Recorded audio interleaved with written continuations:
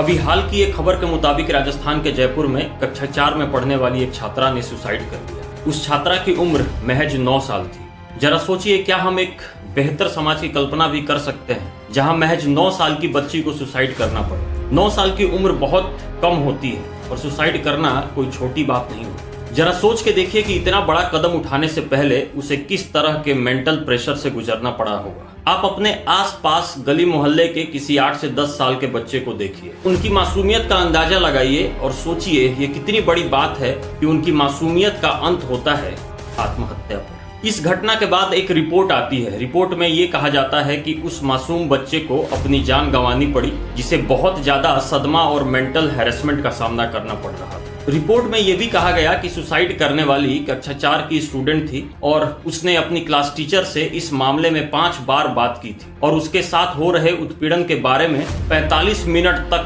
उनसे सपोर्ट मांगा था, लेकिन उसे कोई मदद नहीं मिली और अंत में उसे ये कदम उठाना पड़ा। बात सिर्फ यहीं खत्म नहीं होती। ये सिर्फ उस छोटी बच्ची अमायरा की बात नहीं है। दोस्तों, हिंदुस्तान टाइम्स के खबर के मुताबिक 2013 से 2023 के बीच 1,17,000 से ज्यादा स्टूडेंट्स के आत्महत्या के मामले सामने आए। मैं सिर्फ छात्रों द्वारा किए गए सुसाइड्स के मामलों का जिक्र कर रहा हूँ। अगर पिछले कुछ सालों की बात करें तो 2019 में स्टूडेंट्स सुसाइड के 10,335 मामले सामने आए। 2020 में लगभग 12,526 मामले, 2021 में 13,089 से ज्यादा मामले दर्ज हुए, 2022 में 13,044 मामले और 2023 में 13,892 मामले दर्ज हुए थे। पिछले 10 सालों की बात करें तो मतलब 2013 से 2023 तक, तो 2023 में सबसे ज्यादा सुसाइड के मामले रजिस्टर्ड हुए, जिनमें सबसे ज्यादा मतलब 2,046 मामले महाराष्ट्र से थे। दूसरे नंबर पर मध्य प्रदेश का नंबर था, जहां पर 1,459 मामले दर्ज किए गए और तीसरे नंबर पर उत्तर प्रदेश रहा, जिसमें 1,373 मामले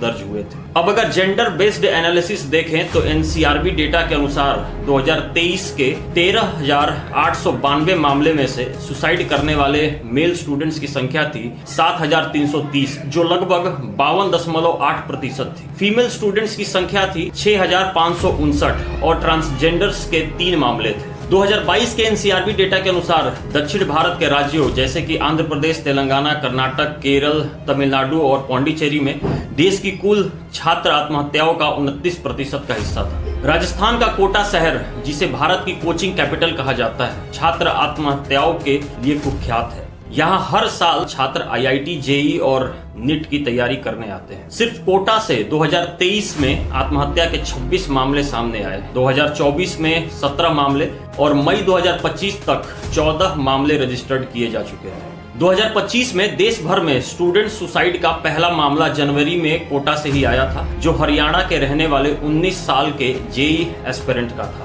2025 मार्च अप्रैल आते आते कोटा में ही सुसाइड करने वाले छात्रों की संख्या 10 तक पहुंच गई थी और फिर मई 2025 में जाकर ये संख्या 14 हो गई। आखिर ऐसा क्यों है? क्या कारण हो सकते हैं जिससे छात्र आत्महत्या करने को मजबूर हो रहे हैं? चलिए कुछ संभावित कारणों को समझने की कोशिश करते हैं। सबसे पहला कारण है एकेडमिक रीजंस, जैसे परीक्षा में असफलता। 2022 में 2,248 छात्रों ने परीक्षा में फेल होने के कारण आत्महत्या कर ली थी। एकेडमिक प्रेशर और स्ट्रेस, कॉम्पिटिटिव एग्जाम्स जैसे कि जेई और नीट की तैयारी कर रहे छात्र अत्यधिक दबाव और तनाव महसूस करते हैं। एकेडमिक डिससैटिस्फैक्शन भी एक कारण हो सकता है, जैसे कि साल भर मेहनत करने के बावजूद भी अपेक्षित परिणाम नहीं मिल पाता है। ऐसे में छात्रों में निराशा होती है। लॉन्ग कोचिंग आवर्स भी एक कारण हो सकता है, जैसे कि 12 से 14 घंटे की पढ़ाई करने के बाद रिक्रिएशन और एंटरटेनमेंट के लिए वक्त ही नहीं मिल पाता। दूसरा सबसे महत्वपूर्ण कारण हो सकता है इंस्टीट्यूशनल फैक्टर्स, जैसे कि बुलिंग, क्लासमेट्स द्वारा फिजिकल और मेंटल हैरेसमेंट, रैगिंग।